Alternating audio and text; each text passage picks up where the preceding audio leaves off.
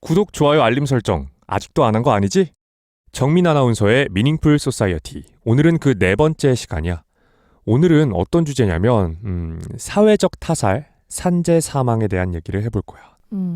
오늘도 태서랑 얘기를 나눠볼 건데 태서야 요새 뉴스 보면은 일하다가 사망한 사건이 많잖아. 그거를 이제 우리가 산재 사망이라고 얘기하는데 올해 들어서만 포스코 ENC에서 벌써 4번이나 사망 사고가 났어. 아휴. 대통령이 직접 긴급 지시를 내릴 정도로 지금 한국 사회에선 산재 사망 문제가 가장 뜨거운 현안 중에 하나야. 그 기억할지 모르겠는데 이 포스코 ENC에서 3번째 사망 사고가 났을 때 다 같이 나와서 고개 숙여서 사과했었어. 근데 그런 지 한 3일 만에 또 외국인 노동자가 사망한 거거든. 그럼 어떻게 봐야 돼? 그래서 이번에는 그 사장 사퇴했거든. 사퇴해서 그래서 4번째가 된 거라서 엄청 사회적 문제가 되고 있지. 근데 이게 특정 기업만의 문제가 아니라는 게 더 무겁게 다가오는 것 같아. 작년 한 해에만 산업재해로 목숨을 잃은 노동자가 2,098명이나 되거든. 단순하게 계산해도 하루에 5, 6명 정도는 출근하고 집에 돌아오지 못한다는 얘기야. 특히 우리나라는 이 OECD 국가 중에서도 여전히 산재 사망률이 최상위권이라고 하고 다른 나라들은 줄어드는 추세인데 한국은 여전히 비슷한 사고가 반복되는 게 문제지. 우리는 왜 이런 거가 최상위권인 막 자살률, 우울, 막 청소년 자살 이런 거.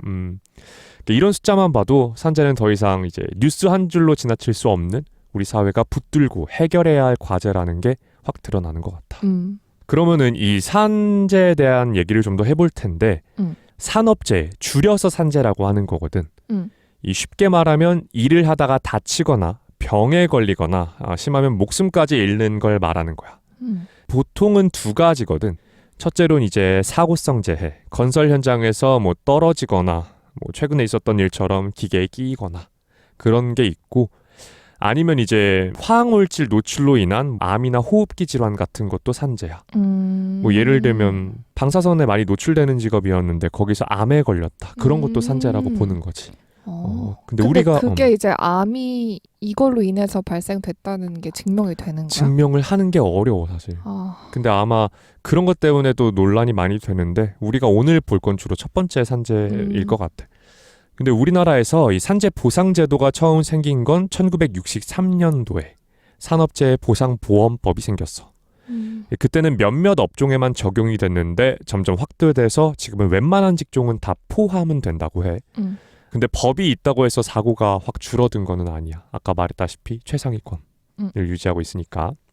이 최근에는 기업이 안전에 대한 책임을 더 지게 해야 한다라는 목소리가 커지고 있잖아.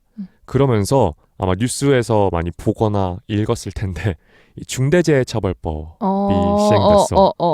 뭔가 단신에서 많이 봤지. 많이 읽었던 것 같아. 내 입에 익숙해. 익숙하지. 이게 뭐냐면 일정 규모 이상의 사업장에서 사망사고가 나면 회사 대표나 경영 책임자까지 형사처벌을 할 수 있는 법이야. 그래서 사고가 나면 항상 여기에 적용이 되는지 검토를 하는 거거든. 근데 이 법을 두고 이 기업 활동을 위축시킬 수 있다라는 반발도 크고 실제로는 처벌이 잘 안 된다는 지적이 많아서 이 사망사고가 많이 나다 보니까 수면 위로 이런 문제가 드러나고 있는 것 같아. 그러면은 유독 이번 정부 들어서 이 얘기를 많이 듣게 되지 않았어? 그런 것 같아. 사고가 많이 일어난 것도 맞겠지만 작년에도 적지 않았단 말이야. 맞아. 계속 사고 기사는 너무 많이 봤어. 그치. 근데 왜 이게 또 이렇게 현안으로 떠올랐는지 어제 오늘 일이 아닌데 왜 또 뜨거운 현안이 됐을까? 이걸 좀 생각을 해보면 첫 번째는 이 포스코 ENC가 여기에서만 올해 4건의 사망사고인 게 중요한 거 같아. 그래. 그러니까 사람이 뉴스 보도를 보면은 또 사람이 죽었습니다. 이런 식으로 되는 거야. 좀 마음 아프잖아. 또를 붙일 수 있는 말이 아닌데, 그지? 그러니까. 그리고 2번째는 이 현 정부가 기업 규제 완화를 강조해 왔거든. 너네 일 열심히 잘하게 해줄게, 발전하게 해줄게 이렇게 했는데 그렇다 보니까 중대재해처벌법을 완화하려는 움직임이 있었다고 하거든. 근데 이게 이 노동계랑 시민사회의 반발을 또 불렀고 안전 문제를 두고 야 노동자의 생명이 중요하냐, 야 기업 부담이 중요하냐 막 이런 대결 구도가 펼쳐졌던 거야.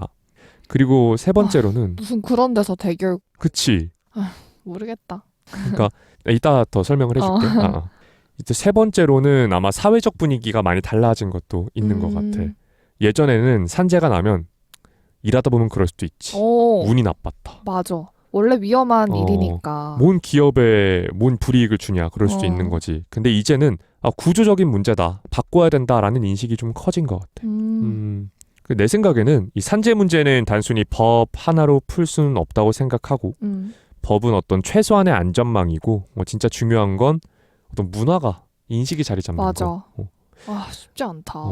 아무리 법이 있어도 그냥 안 걸리면 되지라는 식으로 반복될 수도 있으니까 그런 문제에 대해서 우리가 잘 생각을 해보면 될 것 같은데 그럼 아까 태서의 질문을 좀 해결을 해보면 지금 대결하는 구도란 말이야. 그러니까 기업을 옥죄는 모양이 되느냐 아니면 안전하게 일할 권리를 보장하는 거냐 이걸로 보는 거야. 그러니까 예를 들면 안전하게 일하려면은 규제들이 많아지잖아.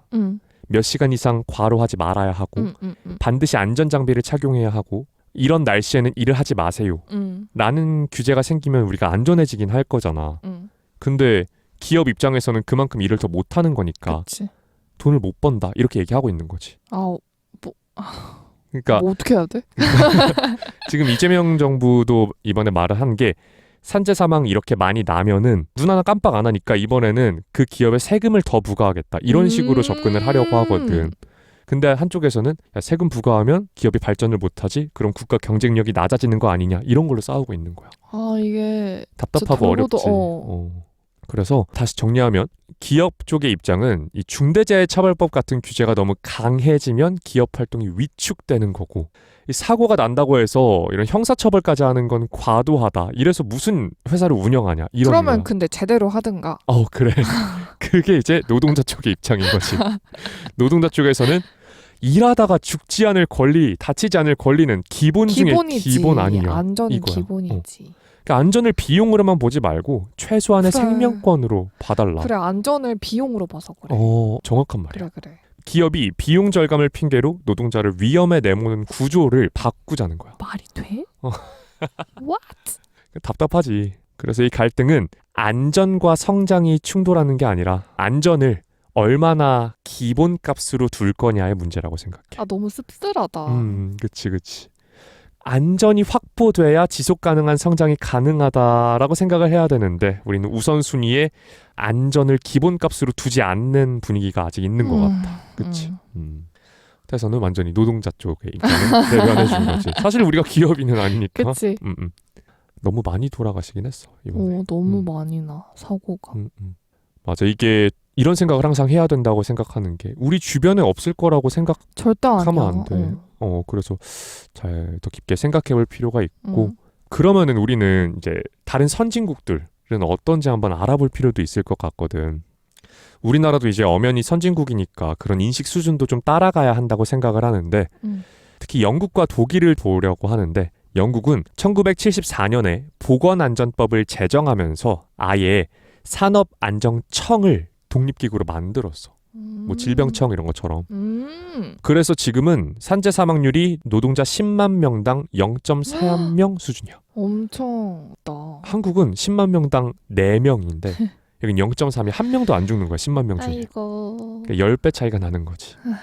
독일도 이 산재보험 제도랑 안전관리가 잘 갖춰져 있어서 이 기업 책임을 굉장히 무겁게 따지는 나라거든.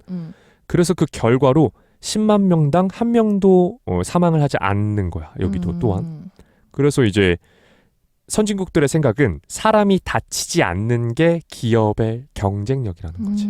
우리는 안전은 경쟁력과 반대라고 생각을 하고 있는데 여기는 안전한 게 기업의 경쟁력이다. 이렇게 생각을 하는 거지. 그것도 맞는 말이다. 정말 건강하고 바람직한 이야기네. 길게 보면 그게 맞지. 그치.